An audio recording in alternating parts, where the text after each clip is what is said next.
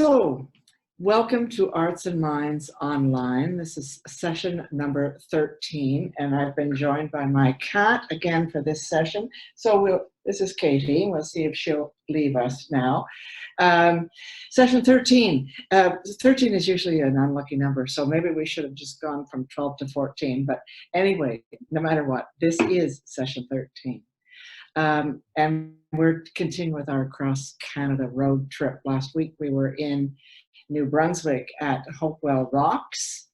And some of you, by the way, sent some really interesting results from that one, some masterpieces. And I think we might share one of those with you at the end of this video. I'm not sure, but if not this time, next time. But they were really good. Thank you for sending. So this is what we're doing this week. This week we're in Quebec, and we've moved along to a little village in Quebec, which is this little village, perhaps is along the St. Lawrence, or perhaps in the Charlevoix region, or perhaps this is the cat's eating time, so we might be really pestered. Or it could be in Quebec, near Quebec City. But in any case, this is the village that we're going to do today. Quebec has a very unique architectural style. And I think some of it is probably as a result of where the early settlers came from, and so the style kind of reflects that. For example, this particular kind of house was a typical sort of house that farmers would live in. Farmers, when they settled into New France, was what Quebec was called. So these houses are quite small, one story, but what they had, what was unique, was this huge sloping roof, which was twice the height of the building, really, and it really stands out, I suppose, to keep the snow from accumulating on the roof. So that's a particular style of Quebec house. Another landmark in every Quebec village, every town, is the church, which is very, very predominant. So this is what we're going to do. This is our village. In the background, we've got some rolling hills in the background. We've got fields back here and the grass around the houses and so on. So anyway, we'll talk about that as we go along. The materials that you will need for this are, as usual, your choice of medium. This is watercolor paint. You can use acrylic paint, you can use pencils, colored pencils, crayons, whatever. Any medium will do, your choice. The paper or the canvas that you choose is dependent on the medium that you choose. If you are using colored pencils or just plain pencil, you can just draw a plain black and white picture. I know the cat is on my lap, and you can probably see her tail. That's very effective too, just the black and white. I like that, actually. So the paper or canvas that you choose is dependent upon the medium that you choose. The colors that you're going to need, all of this will be up on the screen. Some blue, some red, whatever colors you're going to want for the houses. I've used yellow, red, white, green for the fields, and colors for the people if you choose to put those in. So now's the time the materials will be up, the list will be up on the screen. So now's the time for you to take a pause and gather up the materials that you need, okay? And then come back.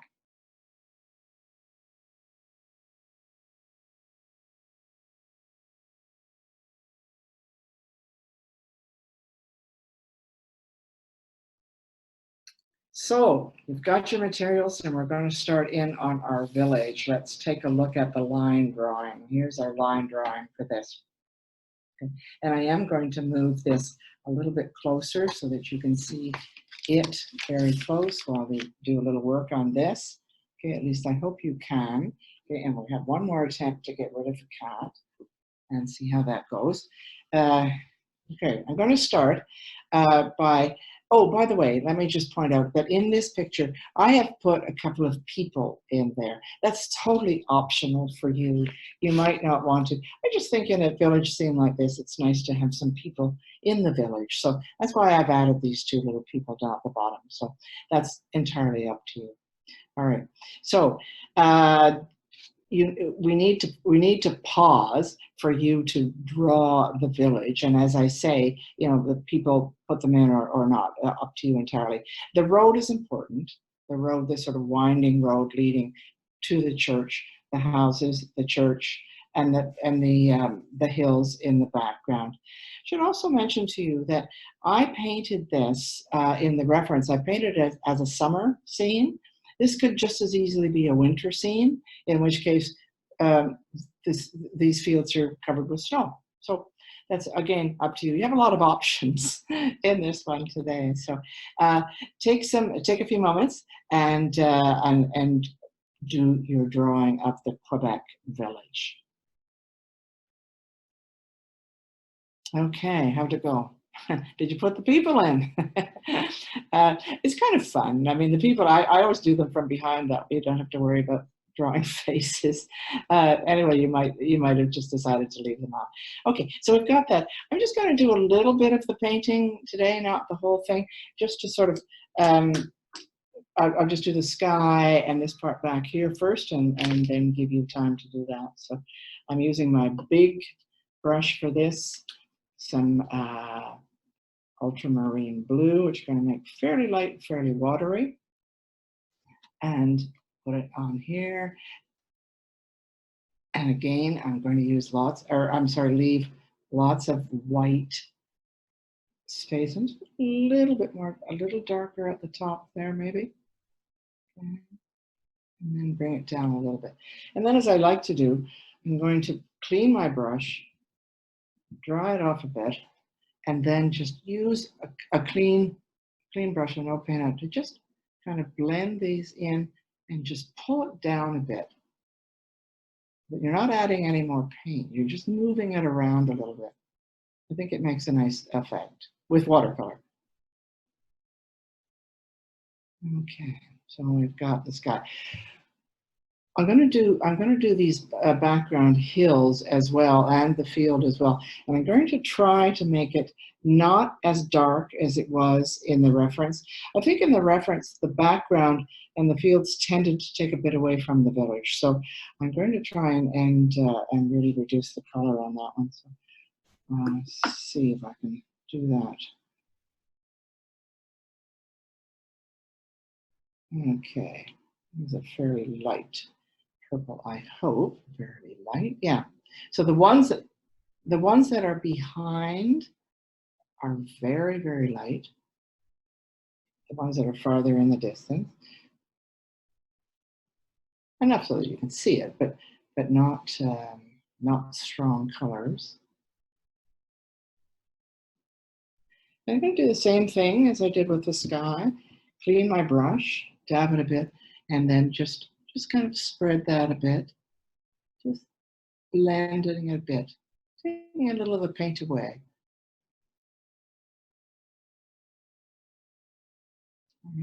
This hill is closer to us, so a little bit darker. Add a little bit more blue to that. Again, just try this and see if it's too dark, we can change it. Maybe a little bit more blue. Let's just try. All right. Just a bit darker than the other one, not much.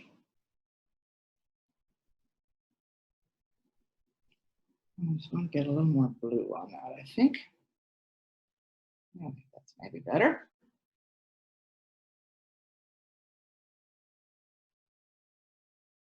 Okay, and again with watercolor, I don't like to fill the whole thing in with paint. I prefer then to just pull it, drag it. And I also like to leave white space. So that's my choice, that's my preference, but you might want to do it otherwise. Actually, that's just a little bit left a little bit too much there. All right. So what I'm trying to do is not make this prominent as it perhaps was on the reference. Okay, let's leave that for a second. And I'm going to continue with that field in the background. And I'm making this a summer scene. You might decide that it's winter and you're going to have snow there, but this for me this is a summer scene. So I'm going to just use a bit of green. I'm going to put a little bit of yellow with that.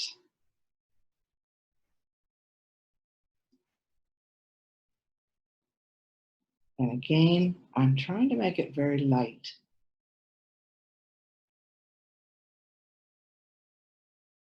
We'll see how it goes. It might actually be too late, but just again so that it's not taking away from the village itself. I'll just add a little bit, and this is where I just decide to add a little bit and often mess it up altogether, but just to give a little bit of variety to that green. A bit of dark here and there.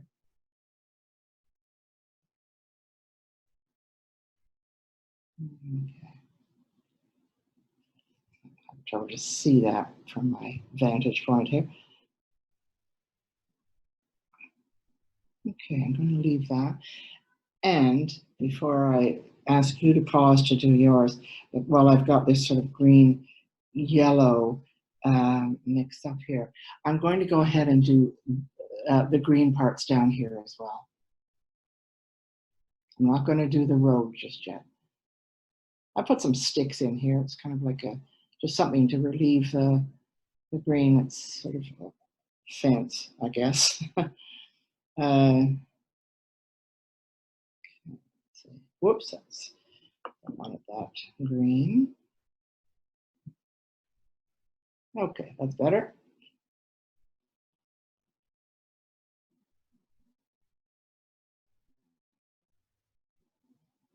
And up here too, to the road.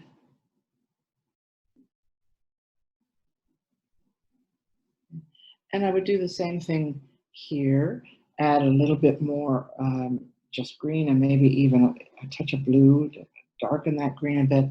Maybe just over by the road here a bit.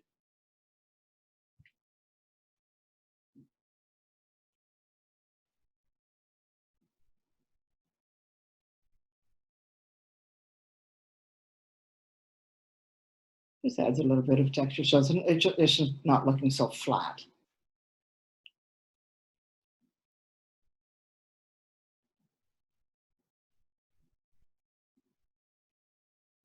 Okay. All right. Okay, and again, I've left lots of white, and that's what I like to do. I like to have lots of white on the sides. And again, that's a personal choice. Okay, I don't know how that particularly looks from your angle, but you can see how it looks on your paper. Right. So I'm going to leave that as it is and ask you to take a break and do your sky, uh, the distant hills, and the grass and the field behind. Okay? Come back when you're done.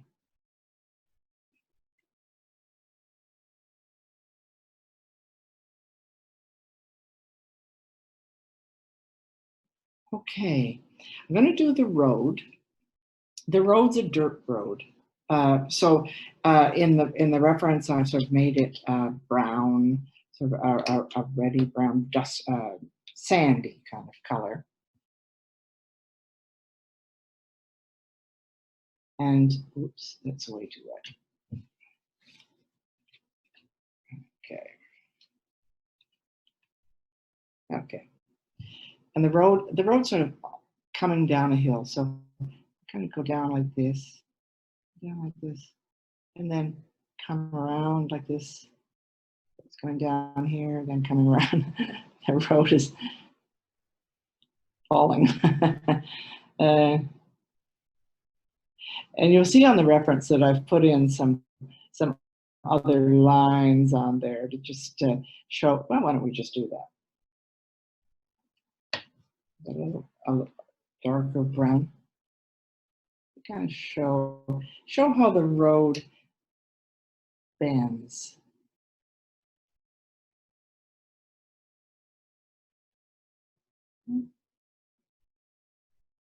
Sometimes as you will find if you're working with watercolor, you do have to wait a bit for some of this to dry, and before you put that on. But that's okay, I think.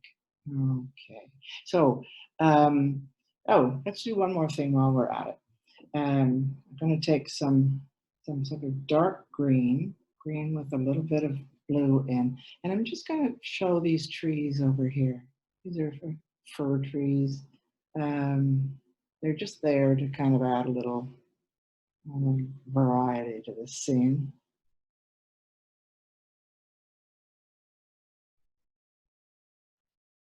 You've probably drawn them in. So, okay. So do the road, do the trees, and then come back.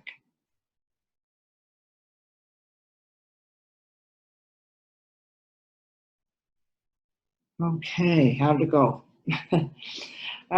Now, I'm going to leave the houses because the color of the houses is totally up to you. I'm going to go back to the reference at this point and just show that I chose to do this house yellow, and I don't. There's really not a lot of point in my going through painting all of these again because there's nothing particular to show you here. So you just decide what color you want the houses. The roof, I don't know whether they're always black, but any images that I've seen, they seem to be black. This house, a lot of houses I noticed sort of this particular style are kind of two-toned. This one red on the top, and this was sort of white or gray white underneath. One thing that you might want to do with this house is just to make it stand out a bit is paint the window frames a different color. I mean, it just gives a little more color to the whole picture. So you decide what color you want the houses, and I don't need to paint those again. The church is sort of a dusty white, really, but I added a bit of gray and a little bit of sort of brown just to give it a sort of dusty color. And the windows and the doors black on the inside, except for the frames here. Okay, so I'm going to leave that to you and ask that also when you're finished. I believe obviously you can pause this and take as much time as you want with this. When you're finished to sign it and put the date, and please send us photographs of your masterpieces. I really do enjoy getting them. They're wonderful to see. And a reminder to keep anything that you're painting or doing so that when we get around to having a show of our cross Canada trip, you'll have some masterpieces to share with others. So please make sure that you keep everything that you're working on. Okay, and I think that's it for today. I don't think we have any other announcements, and I look forward to seeing you next time. We'll continue with our road trip, and I suppose we'll be in Ontario next time. So I look forward to seeing you then. In the meantime, take good care.